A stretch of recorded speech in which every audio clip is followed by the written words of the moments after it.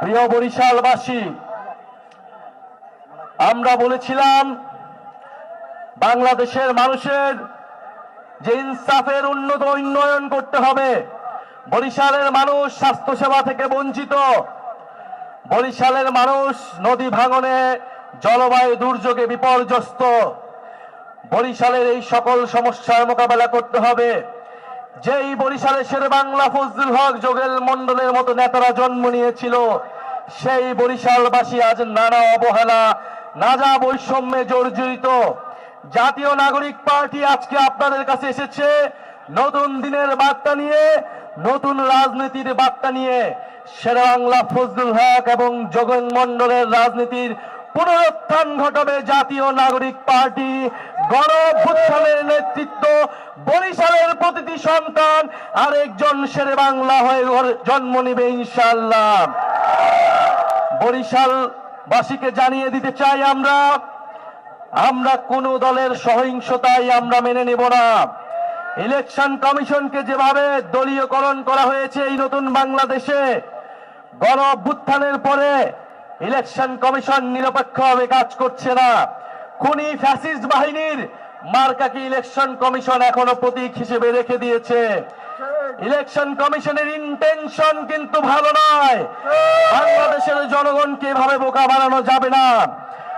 প্রিয় সংগ্রামী বন্ধুগণ, আগামী ৩রা আগস্ট ঢাকার শহীদ মিনারে আমরা জড়ো হচ্ছি বরিশালবাসীর মানুষের সমস্যা সমাধানের ইস্তেহার নিয়ে, সারা বাংলাদেশের মানুষের মুক্তির ইস্তেহার নিয়ে, জুলাইয়ের ঘোষণাপত্র এবং সনদের আদায়ের লক্ষ্যে।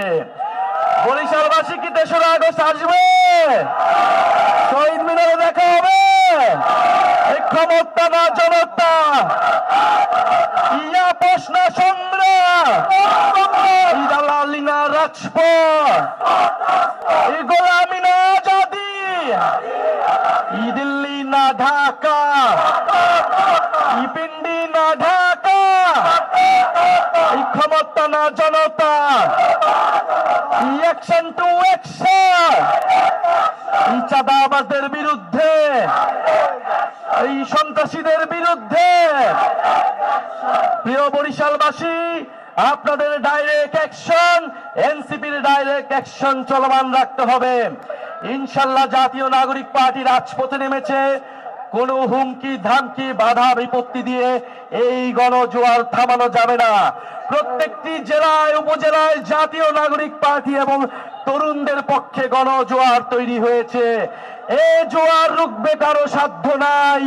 প্রিয় সংগ্রামী বন্ধুগণ, প্রিয় বরিশালবাসী, প্রিয় বরিশালের ছাত্র তরুণ, প্রিয় বরিশালের নারী সমাজ, আপনাদেরকে শুধু সাহস নিয়ে দাঁড়িয়ে থাকতে হবে।